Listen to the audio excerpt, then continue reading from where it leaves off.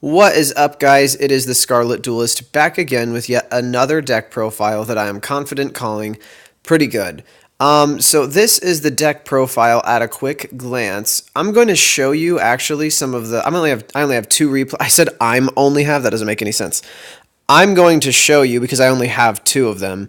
A couple replays because I'm not going to farm them or show you like 15 to prove the deck's credibility. I've play tested enough that I know it's credible. I just haven't saved every single time that I succeed just because it's really tough with Orcust builds. But I did want to show you some real matches where I get the setup that this deck can create. So I'm going to go through the deck profile actually closer to the end. So if you don't want to see these replays, fast forward like 5 minutes-ish, and we will be at the deck profile there. I don't know why I say we all the time, because it's just me. We'll start with the most recent one. They do surrender right at the moment that I get full combo, because Orcusts and doing these long combos does kind of trigger people to get bored and quit. Reasonably so. I understand it's not fun to watch somebody make an unbreakable board, especially when you're playtesting. So while annoying to play against, I get it. So let's watch this replay, and I'll talk about what it can do.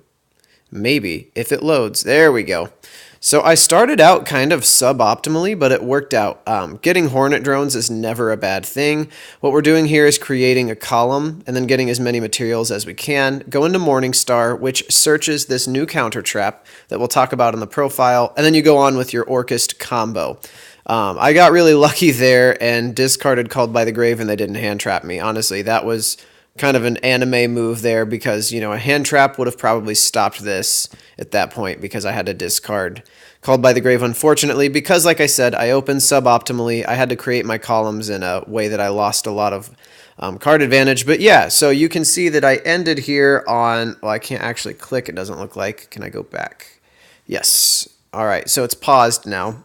So I ended on one. That's invocation. That's not what we're talking about. 1, 2, 3, 4 negates. And these are two counter trap negates that are negate quite literally any effect. This one being banish, this one being destroy, but doesn't matter. That's pretty dang crazy. I get 2 nope to anythings and then 2 monster negations. Plus this is protected by being co-linked. The reason that this is effective is because you can pretty much guarantee that you will have a co-linked monster, which makes this live. And with it being searchable by Morningstar, it's a really consistent negation, assuming that you can open on at least 2 Mekk-Knights. And that's why we upped the amount of our Mekk-Knights in comparison to the Mekk-Knight Invoked profile, or at least the variety, because getting Blue Sky when you're trying to go first isn't the best. We keep him at 2, though, because you're not going to get to go first every time. And in that case, you would just do your Mekk-Knight Invoked plays and try to break your opponent's board. So yeah, it's kind of one of those hopes to go first, but still can go second decks that I think could be competitively viable with a little bit of tweaking. Obviously, this is like my rough draft, guys. I haven't really gone further after putting these in. That's why the deck is still at 43 cards right now, but I'm just showing you that it can, in fact, work. So let's go through I honestly don't even remember what this replay does, so this will be kind of interesting for all of us here watching. We're all kind of seeing it for make-believe the first time. I believe I get full combo here. I get to go first again. Yep. And so I'm making my columns, and pinpoint landing definitely helps. I just go into the regular Orcust play because I already drew World Legacy Sorrow. There was no need to search it because I run it at 3.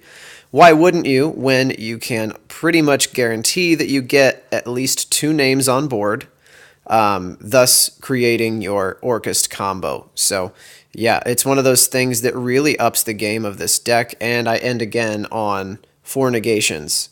So pretty dang crazy, guys. They're not going to get to do much here. I don't even remember what happened. Oh, Trick Stars. Okay, I think they're trying to do the same thing as me, actually, with just a different engine. So yeah, that's pretty much it. We don't actually have to watch well, we're here. Let's see what happens, guys. I don't know. It looks like we'll win, but maybe Trick Stars can make weird, crazy comebacks, though, where they just burn you to death suddenly.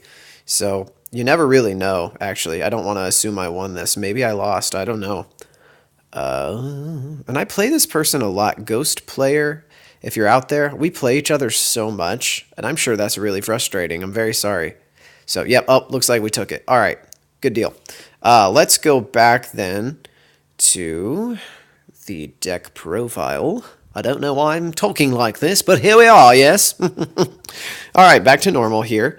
So, as you can see, not a whole lot different from Mekk-Knight Invoked, although our Calamity play is now like a backup pseudo go first play, because you can, if you don't think you're going to be able to get the Orcust combo off, you can always make King of all Calamities, and that's an effective play. You just won't have an extra Macabre to go into after.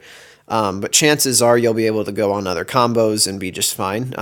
Upon play testing, I've never actually had to do this, but it's possible. Anyway, we've got 1, 2, 3, 4, 5, 6, 7, 8, 9 different Mekk-Knights.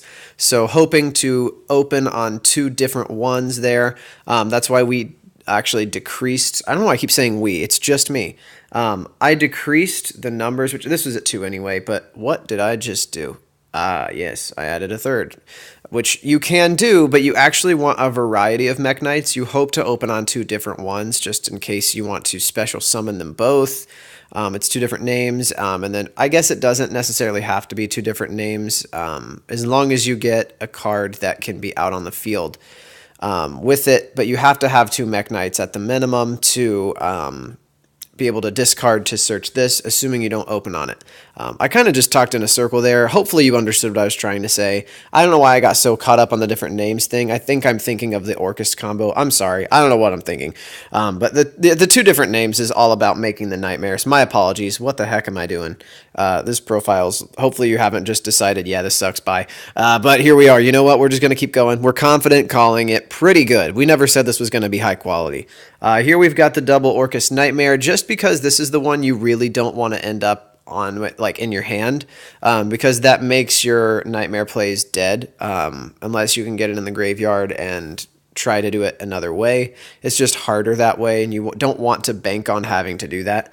This we have is a little tech I'm just experimenting with, because your negation is purely back row. So if your opponent does start to remove your back row and you open on a mana dragon, you do get to bring it back. But it's just 1, so you can bring back at least 1. Now if they twin twister 2 of them, yikes, you know, you're going to lose 1 of them, but at least Mana Dragon brings 1 back. You may or may not like this. It might be one of those things where it's like, if they're going to remove it. And you also have 2 things that can negate their removal. So it may not be necessary, but guys, like I said, this is an experimental stage. I just wanted to show you that this is possible, because it's really exciting. It's another way to play Mekk-Knight Invoked, going first, which is strange, let me tell you. You got to get creative with it, but it's fun. Let's see here. We've kind of gone through all the Mekk-Knights. I don't really feel compelled to tell you what all these do, because you're not necessarily using them for what their main effects are. You're just trying to get them out on the field to make Morningstar in this deck, and then discard them. Then we've got, obviously, more of our Orcust engine. These are at 1 because you just hope you don't open on them, but if you do, you can easily discard these to special summon your Nightmare on the Nightmare play, and then you're golden. You're still good to go. Then we've got, obviously, Alistair there for our invoked plays. The 1 Silent Boot so that we send with Rusty, get our 2 Fog Blades. Time Maiden, play starter. These are essentially just how you get to Alistair faster. This is, obviously, he searches this. You know what this does. Play starter, protection from hand traps. Another play starter. Ways to keep consistency up and build off of your special summons from hand. Search for Alistair. This is something it's interesting, because this is searchable also off of Morningstar, but it's there. If you just open on only Mekk-Knights, it'll help you by bringing this guy back. It's another negation. Otherwise, you discard this if you open on it to search the better one. But yeah, it's there. It's not actually a brick by any means, because as long as you have a Mekk-Knight in your graveyard and you set this, that's a free negation. So I know a lot of people are like, I don't know about that one, but if you search it or open on it, it's still another negation. Doesn't matter. Then we have the searchable Fog Blades here, searchable Orchestrated Crescendo. I believe it's called Climax in the OCG, but we call it Crescendo here in the TCG. And finally, your 3 World Legacy Sorrow, because you can guarantee you have co-linked monsters, so this is a free negate anything. And then obviously our extra deck, not much different. I believe the big change was we added the Orcust Galatea, Rusty, and the Nightmare Engine. And the rest is pretty similar to that. I'll just run through it real quick, though. We've got Linkaribo, Nightmare Mermaid, Kagari, Galatea, Alistair, Invoker of Madness, Nightmare Phoenix, or Cerberus, doesn't really matter. Morningstar, Rusty, Borreload, Calamity, Thousand Eyes Restrict, Invoked Kaliga, Invoked Purgatrio, and your 2 Makaba. And then side deck here you can kind of ignore. This is just kind of like my stock side deck that I just put in things, which may or may not even be effective in this deck. But I'm not really worried about siding until I go to a competitive event, guys. So yeah, this is the deck. It's so fun, guys. Definitely experiment. Blah, blah, blah. Wow. What was that lasagna of a sentence I just scrambled? What on earth? That went from a lasagna to a casserole for sure. I don't even know what I mean by that, guys. That's okay. Anyway, hopefully you enjoyed learning about the deck. Definitely go take it and make it your own. Make it more consistent. Post your ideas, whatever you want to do. But it's so much fun, guys. Hopefully you liked it. If you do, give the video a like, subscribe, and... Whoops, I did that too soon. Whatever. See ya.